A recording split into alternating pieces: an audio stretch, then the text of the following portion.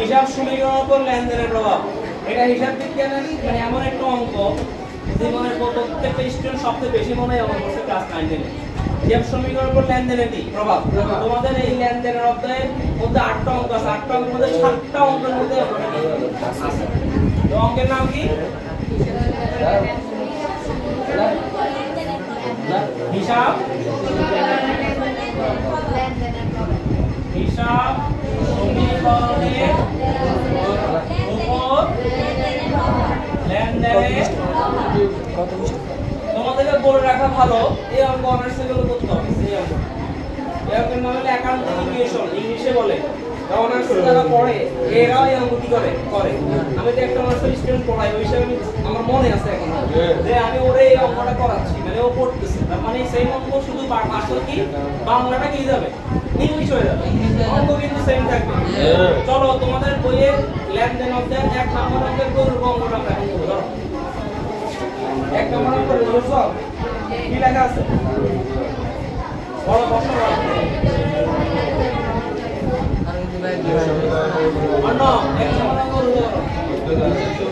হিসাব সমীকরণ লেনদেনের প্রভাব পাইছি নি?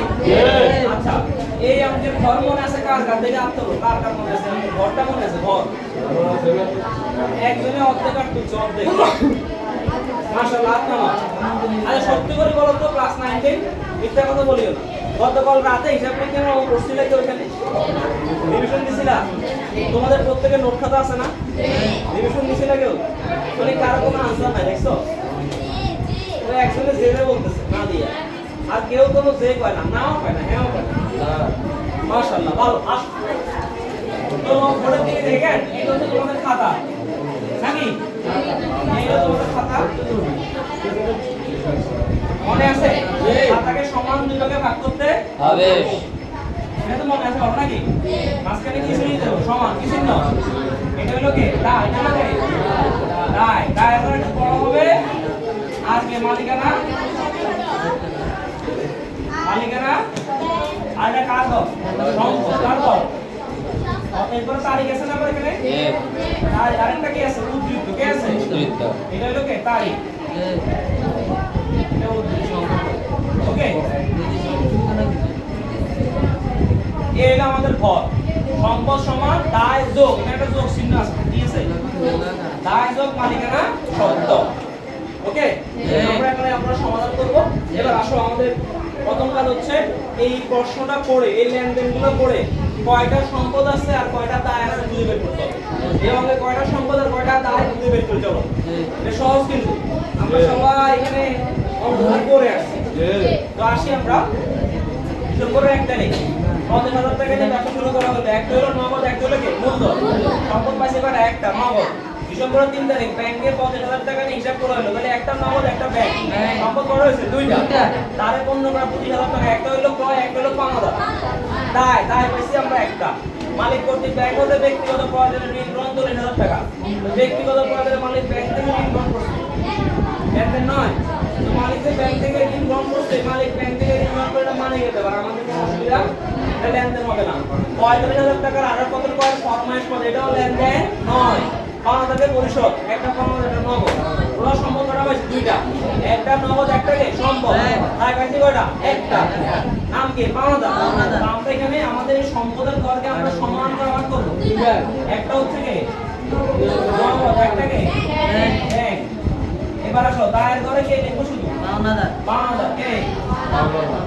আমি তাড়াহুড়া করতেছি, তাই না তো আমার লেখায় ঢুকে যাচ্ছে। তোমরা রিল্যাক্সে বলবো। ওকে, এবার আসো শুরু করা যাক। প্রথম 1 তারিখ পড়ো। 1 তারিখ কি লেখা আছে? ডিসেম্বরের 1 তারিখ 5 লাখ টাকা দিয়ে ব্যবসা শুরু করা হলো।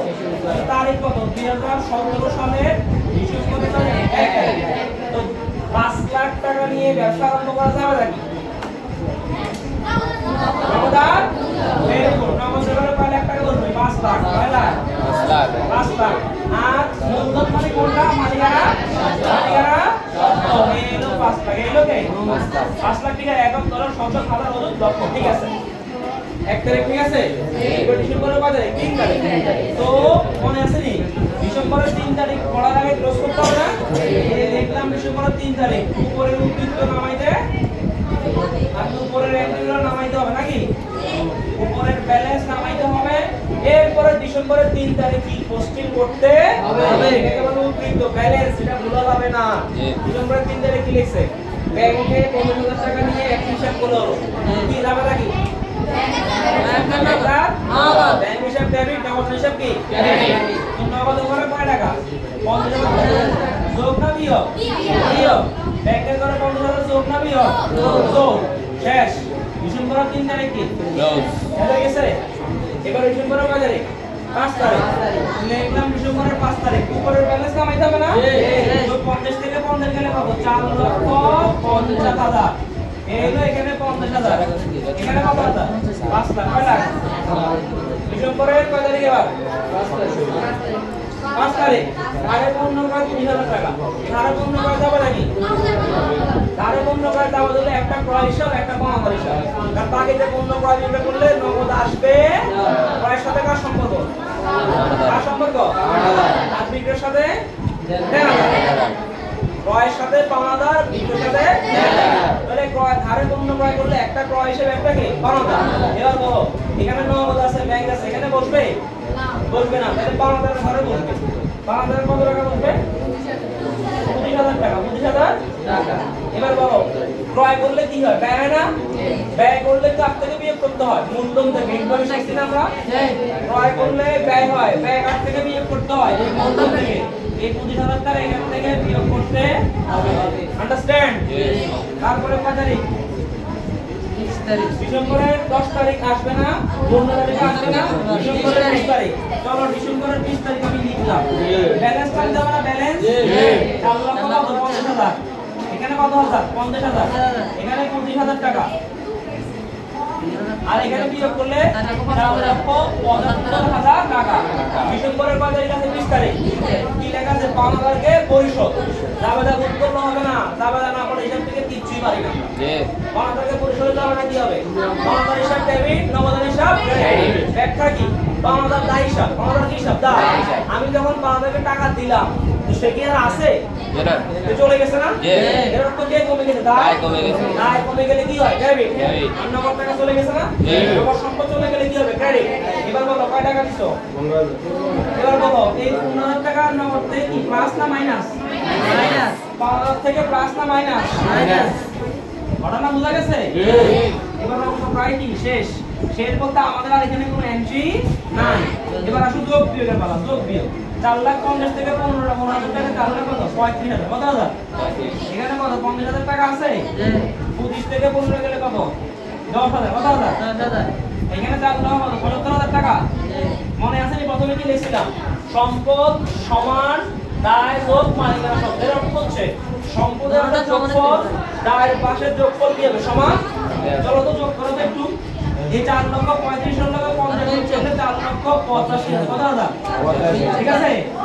10,000 টাকা 75 যোগ করলে কত? 4,85,000 আছে। অঙ্ক মিলে গেছে? তার থেকে টাকা